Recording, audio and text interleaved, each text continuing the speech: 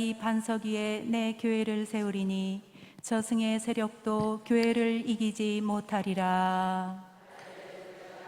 주님께서 여러분과 함께 또한 사제의 영과 함께 마테오가 전한 거룩한 복음입니다. 주님 영광 받으소서.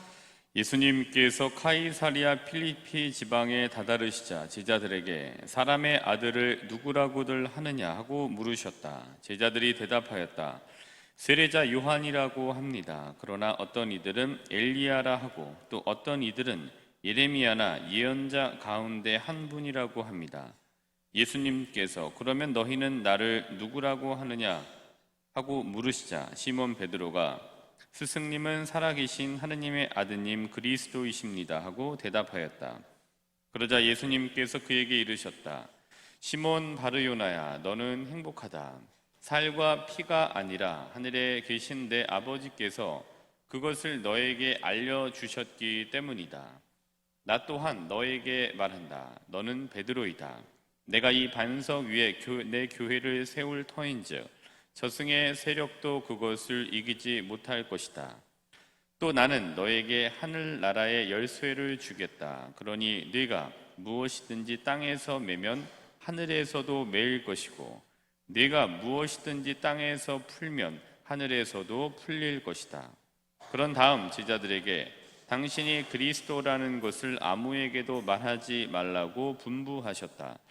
그때부터 예수님께서는 당신이 반드시 예루살렘에 가시어 원로들과 수석 사제들과 율법 학자들에게 많은 고난을 받고 죽임을 당하셨다가 사흔날에 되살아나셔야 한다는 것을 제자들에게 밝히기 시작하셨다. 그러자 베드로가 예수님을 꼭 붙들고 반박하기 시작하였다. 맙소사 주님, 그런 일은 주님께 결코 일어나지 않을 것입니다. 그러나 예수님께서는 돌아서서 베드로에게 말씀하셨다. 사탄아, 내게서 물러가라. 너는 나에게 걸림돌이다. 너는 하느님의 일은 생각하지 않고 사람의 일만 생각하는구나. 주님의 말씀입니다. 그리스도님 찬미합니다. 모두 자리에 앉으십시오.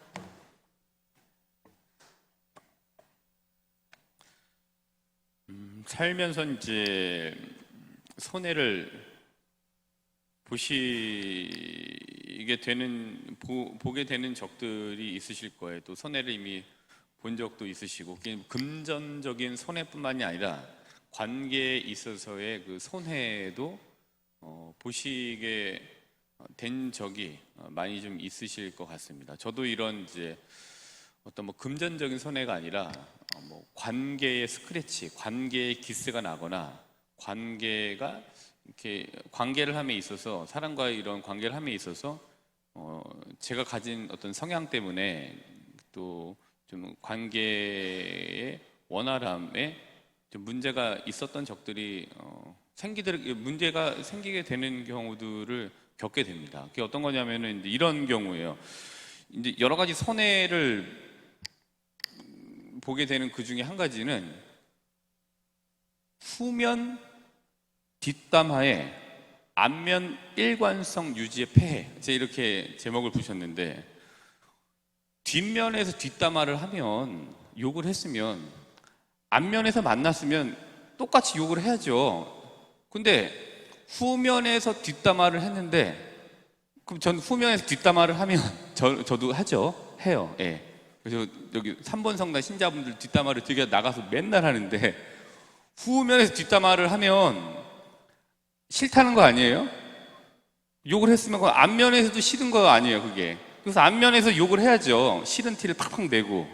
근데 살다 보니까 후면에서 뒷담화를 했을지언정 앞면에서는 아닌 척 해야 되는 게 생활의 지인 것 같더라고요. 근데 저는 이제 제가 싫다고 하면은 전 정말 싫은 거예요. 그냥 사람이고 상황이든지 간에 뒤에서 누구가 싫다, 저놈이 싫다라고 하면은 저놈은 정말 싫은 거거든요. 다 그러시잖아요. 저같이. 근데 저놈이 싫어라고 해서 뒷담화를 했는데 그 놈을 앞면에서 만났어. 그럼 똑같이 싫어해야 되는 거예요. 똑같이 인상을 쓰고 별로 얘기하지 않고 이렇게 그냥 관계가 어떻게 되는지 그게 안 되는 거예요. 근데 봤더니 저희들 이제 신학생 때나 아니면 뭐 신부 되고 나서도 분명히 후면에서 같이 저 선배 욕을 했어요.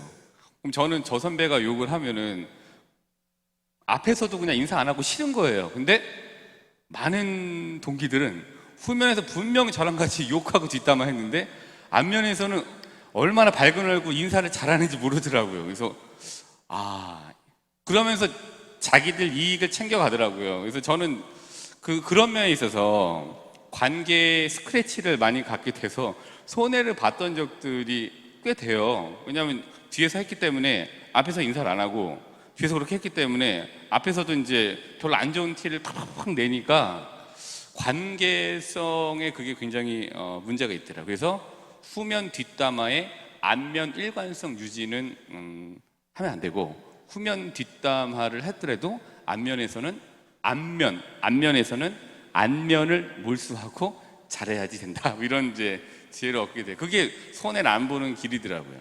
그러나 그렇게 뭐 제가 드린 예는 그런 거지만 우리가 제가 좀 말씀드리고도 하는 부분은 자기가 어떤 뒤에서든지 간에 앞에서든지 간에 어떠한 선언을 하게 되면 그 선언에 맞게 행동을 하려고 하고 그 선언에 맞게 생각을 하려고 하는 경향이 사람들에게 굉장히 크다. 이제 그게 괴리가 클수록, 괴리가 크더라도 괴롭지 않은 사람은 괜찮지만 괴리가 크면 클수록 내 뒤에서 이렇게 했는데 앞에서는 이렇게 해야 되는 게 내가 왜 이래야 되지라는 그런 괴리가 큰 거에 괴로움을 가지신 분들은 그렇게 하게 되면은 이제 삶의 진행 방향이 굉장히 고로워지게 되는 거죠. 그러나 이제 그러니까 되도록이면 그런 일들이 일어나지 않는 게 중요하지만 사람이 어떤 선언을 하게 되면 그 생각에 적합한 방향으로 계획을 하게 되고 그 생각과 내가 선언한 것에 맞춰서 뭔가를 이루어내려고 하는 헌신과 노력과 거기에 신념들이 거기에 작동하게 된다라는 거죠. 그래서 이제 베드로 같은 경우도 이렇게 보면은 베드로가 이제 오늘 거부터 말씀드릴게요. 그래서 이런 이제 오늘 선언하는 것에 대한 효과가 분명히 있는 거예요. 자기가 어떤 선언을 하면 뒤에서 그렇게 해서 일관성 유지하든 아니면 뒤에서 선언을 했지만 그 유지하지 않더라도 많은 경우 사람들에게는 어떤 자기가 바깥으로 끄집어내서 어떤 선언을 하고 내가 이렇게 할 거야 또 이렇게 한번 뭔가를 준비하고 있어라고 한다면 거기에 이제 맞춰 갖고서 뭔가를 하려고 하는 경향들이 굉장히 세다. 그런 것들을 우리가 선언 효과라고 한번 이름을 붙여보면 좋을 것 같아요. 그래서 그런 선언 효과, 그러니까 그런 일관성을 유지하기 위한 노력들인 선언 효과라는 점을 가지고 오늘 복음을 한번 보도록 하겠습니다. 마테오 복음 16장 13절부터 23절.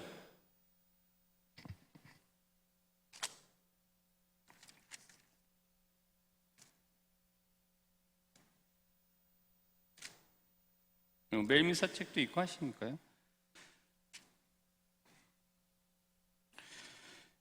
15절에 보면 16장 15절에 보면은 이렇게 예수님께서 질문을 13절에도 하시겠습니다만은 13절부터 한번 볼까요? 예수님께서 카이사랴 필리피 지방에 다다르시자 제자들에게 사람의 아들을 누구라고들 하느냐라고 이제 질문을 해요. 그리고 이제 이러저러한 대답을 이제 받으셨고 또 예수님께서 제자들에게 그러면 너희는 나를 누구라고 하느냐? 다른 사람들은 이렇게 얘기하는데 15절에 질문을 해요.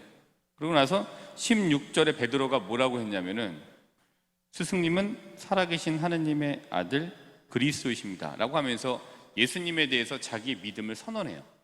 이게 이제 선언이라고 볼 수 있어요. 그래서 당신은 그리스도, 우리 구원자이십니다. 하느님께로부터 오신 우리의 구원자이십니다 라는 고백을 선언을 딱 해요.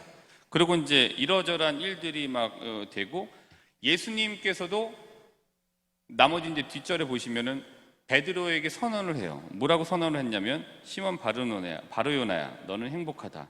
살과 피가 아니라 이렇게 했기 때문이다. 너는 베드로이다. 18절에 내가 이 반석에 내 교회를 세울 터인즉 저승의 세력도 그것을 이기지 못할 것이다. 선언을 하세요. 베드로 너는 이거다 라고 베드로에 대한 선언을 딱 해요. 그리고 내가 그렇게 할 거다라고 할 거다라는 것에 대한 선언을 이제 예수님께서 하세요. 또 나는 너에게 하늘나라의 열쇠를 주겠다라고 선언을 하십니다. 그리고 또 어떤 선언을 하시냐면은 네가 땅에서 풀면 하늘에서도 풀릴 것이고 땅에서 매면 하늘에서도 매일 것이다라고 하면서 이제 선언을 해요. 이 선언들이 이제 이루어진 지금 현실 이 바탕에서 2020년을 우리가 교회 신자로서 살아가고 있죠. 자, 이제 그런 이제 선언들이 있었는데 16절에 스승님 살아계신 하느님의 아들 그리스도이십니다라고 이제 선언을 한 후에 21절부터 23절에 어떤 일이 이제 있냐 하면은 이제 예수님께서 뭐라고 하셨냐면 21절에 당신이 이제 예루살렘에 가셔서 여러 가지 이제 사람들에게 고난을 받고 죽임을 당했다가 나는 사한날에 일단 되살아나야 한다. 근데 베드로한테 지금 되살아난다라는 것에 대한 비중보다는 이제 예수님께서 고난을 받고 돌아가신다는 죽임의 비중이 더 컸던 거예요. 사람이 죽었다가 다시 살아난다는 것은 이제 이해보다는 이제 죽는 것에 대한 것을 매일 보고하기 때문에 여기에 대한 비중이 더 컸던 거죠. 그래서 그 비중을 가지고 이제 선언을 합니다. 안 된다. 22절 보면은 주님, 그런 일은 주님께 결코 일어나지 않을 것입니다라고 얘기를 해요. 예수님한테 혼나죠. 그리고 뭐 사탄아, 너는 물러가라. 넌 하느님의 일은 생각하지 않고 사람의 일만 생각하는구나. 근데 15절과 15절의 질문에 대해서 16절의 베드로의 선언, 스승님은 살아계신 하느님의 아들 그리스도이십니다라고 선언한 것을 보고 21절부터 23절을 보면 베드로의 이 발언, 주님에게는 결코 그런 일이 일어나지 않을 것입니다라고 했던 이 말은 우리가 그렇게 보면 안 되는 것 같아요. 이 베드로에게 예수님은 그리스도 구원자이신데 이런 분이 어떻게 그런 일을 당해야 하나, 안 된다라는 예수님께 대한 베드로의 충정의 표현이었다고 봐요. 충성심의 발현이었다고 봐요.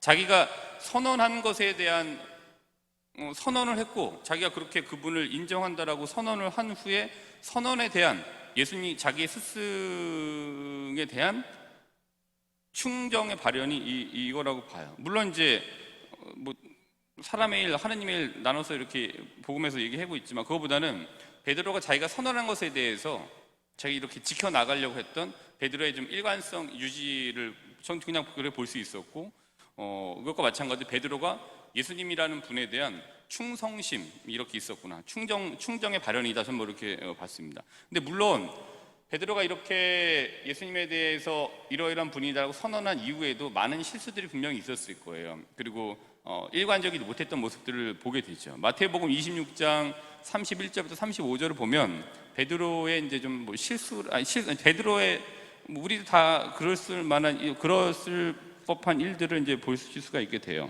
마태복음 26장 31절부터 35절을 보면은 우리는 이제 이렇게 되죠. 우리가 평안할 때는 이렇게 얘기를 합니다.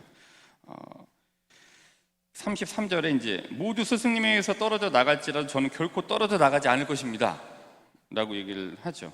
자기가 또 선언을 해요. 저는 절대로 당신을 배신하지 않겠습니다. 목에 칼이 들어와도 배신하지 않겠습니다 라고 선언을 해요. 그러나 예수님께 뭐라고 하셨냐 하면은 내가 진실을 너에게 말한다. 오늘 밤 닭이 울기 전에 너는 3번이나 나를 모른다고 할 것이다. 근데 이제 베드로가 35절에 다시 선언을 해요.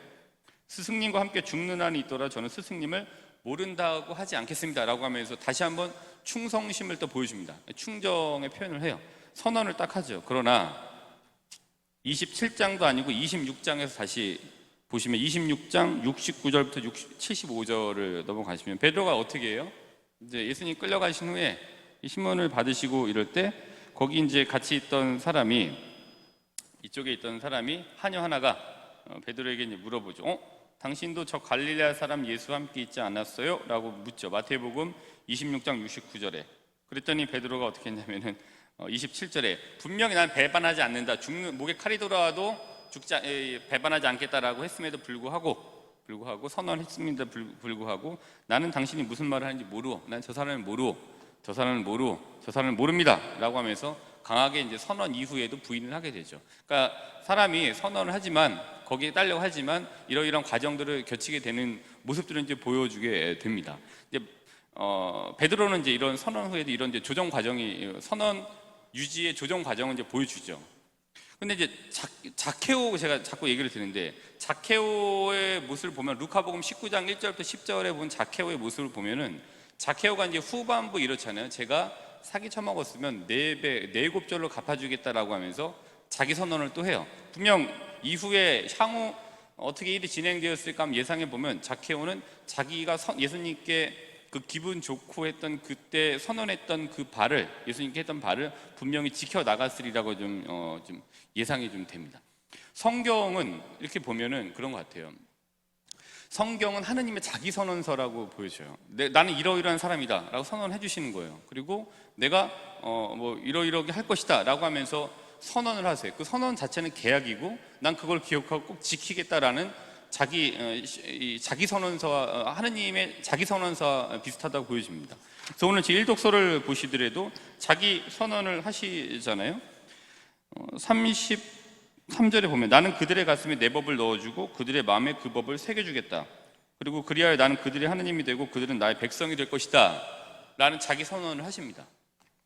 그리고 맨 끝절에 보면 이렇게 나와져 있죠. 나는 그들의 허물을 용서하고 그들의 죄를 더 이상 기억하지 않겠다라고 하면서 자기 선언을 또 이제 하시는 모습을 이제 보게 됩니다. 그러니까 하느님께서도 당신 하느님 선언을 통해서 그거를 유지해 그 계약을 이렇게 맺었던 계약, 자기가 선언했던 바들을 지켜 나가기 위한 이것들을 성경에서 우리가 알려주고 있죠. 그러니까 사람은 자기가 선언을 하게 되면 거기에 따라서 적합한 행동이나 적합한 말, 거기에 맞는 부합되는 생각과 행동으로 이제 가려고 하는 경향들이 굉장히 강합니다. 물론 그렇게 가는 과정 중에 그 일관성을 유지하기 위한 조정 기간이 분명히 이제 필요하긴 합니다만은 그렇게 이제 되죠. 그래서 선언을 내가 이렇게 한번 해볼 거야라고 하면서 확신에 찬 선언을 할 필요가 있다고 봐요. 그러면 우리는 나에게 예수님이 어떤 분이냐가 중요하죠. 베드로가 이렇게 고백한 거는 봄으로 인해 읽고 새기시는 거지만 중요한 거는 나에게 예수님이 어떤 분이시냐가 더 중요한 거예요. 베드로의 고백이 중요한 게 아니라 베드로의 고백을 읽으신 이후 사람의 아들이 너희는 나를 어떻게 생각하느냐라는 예수님의 질문에 베드로의 고백이 아니라 내가 생각하는 예수님에 대한 고백이 훨씬 더 중요해요. 베드로의 고백보다 더 중요한 겁니다. 그래서 예수님을 여기 지금 신자분들은 어떤 분이실까? 나에게 예수님 이러이러하고 나는 거기에 맞춰서 이러이러하게 할 것이다 라고 본인 스스로에게 물어보고 본인 스스로 거기에 대해서 답을 찾아서 거기에 대한 선언을 하시는 게 더 중요합니다. 스승님은 살아계신 예수님이 하나님의 아들 그리스도이십니다 라는 게 내 선언이 된다면 그 선언을 통해서 선언을 하시고 그 선언을 가지고 거기에 맞는 부합되는 적합한 행동과 거기에 적합한 말을 하려고 하는 이제 이 과정들을 이제 가시면 돼요. 그리고 선언하게 되면 그걸 지키려고 하는 경향들이 더 강해지게 되는 거죠. 그래서 우리가 한번 자문해 보시면 좋겠어요. 나에게 예수님은 어떤 사람이냐? 베드로 중요한 게 아니라 나에게는 어떤 분이시냐를 한번 자문해 보시고 그리고 그 자문에 대한 답을 얻으셨다라면 그걸 선언하셔서 그 선언의 일관성을 유지하기 위해서 한번 노력해 보시면 좋겠습니다. 나에게 예수님 어떤 분이시다라는 신앙 선언과 함께 그 신앙 선언 유지를 위해 기분 좋은 노력을 해보시는 오늘 하루가 되시기를 바라겠습니다.